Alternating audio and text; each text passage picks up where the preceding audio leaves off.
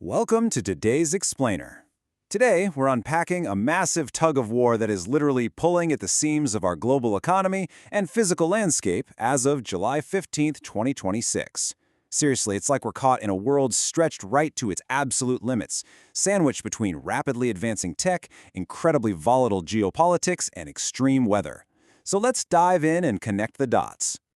The core tension starts right here. We've got optimistic domestic data clashing head-on with looming geopolitical threats. On one side of the globe, hey, the economic outlook is actually brightening up. But on the flip side, the gritty physical realities of energy and conflict are threatening to just entirely undo all that progress. Okay, first the good news. U.S. annual inflation is dropped to 3.5%. And get this, consumer prices actually ticked down 0.4% in June. A lot of that is thanks to lower gas prices during a temporary U.S.-Iran ceasefire. Financial markets are definitely breathing a massive sigh of relief here, taking that immediate rate hike pressure right off the Federal Reserve's shoulders. But if we look overseas, a much more dangerous picture is forming.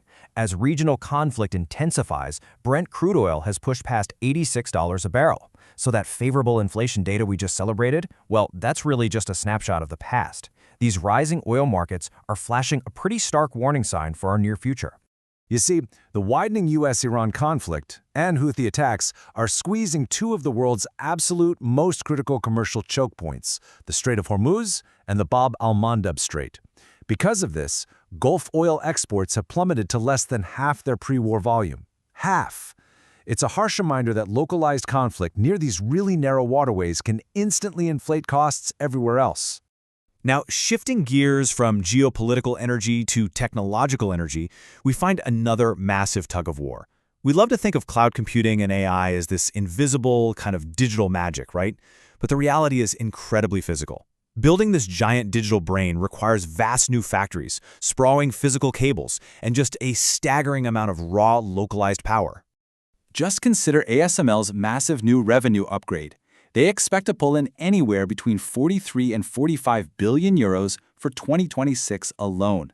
As the world's sole supplier of the extreme ultraviolet machines needed to print these advanced AI chips, this staggering financial forecast really proves one thing. Despite all the global volatility, the AI semiconductor race is accelerating, and it's accelerating fast. The tech narrative today is relentlessly physical. ASML is expanding manufacturing capacity by 30% a year. Meanwhile, Tower Semiconductor is pouring $3 billion into Japan to develop silicon photonics, which is literally using light to speed up AI chips. But all this physical expansion, it's pushing regional utility grids to the absolute brink, creating severe real-world shortages of basic things like transformers and substations. And, a strained grid brings us right back to human survival. Across the U.S., 110-degree heat waves are creating compounding dangers. High nighttime temperatures are preventing vulnerable people from even physically recovering. And ironically, just trying to stay cool is taxing the exact same regional electricity systems that are already being pushed to their limits by those massive new AI data centers we just talked about.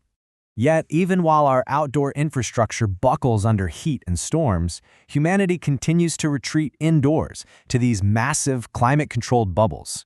It's fascinating. Despite the volatility of the outside world, we're still utilizing incredible resources to gather beneath stadium roofs for these huge shared cultural moments. Take the World Cup. Yesterday, Spain secured its final spot through pure defensive discipline against France in Arlington. Today, that historic Argentina-England rivalry plays out in Atlanta.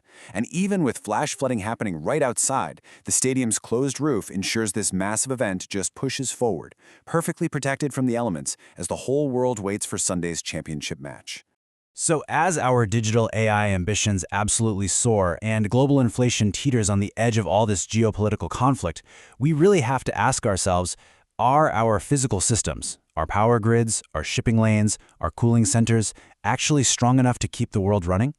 It's the defining tug-of-war of our time. Thank you so much for joining me for this explainer, and keep questioning how all these incredible forces connect.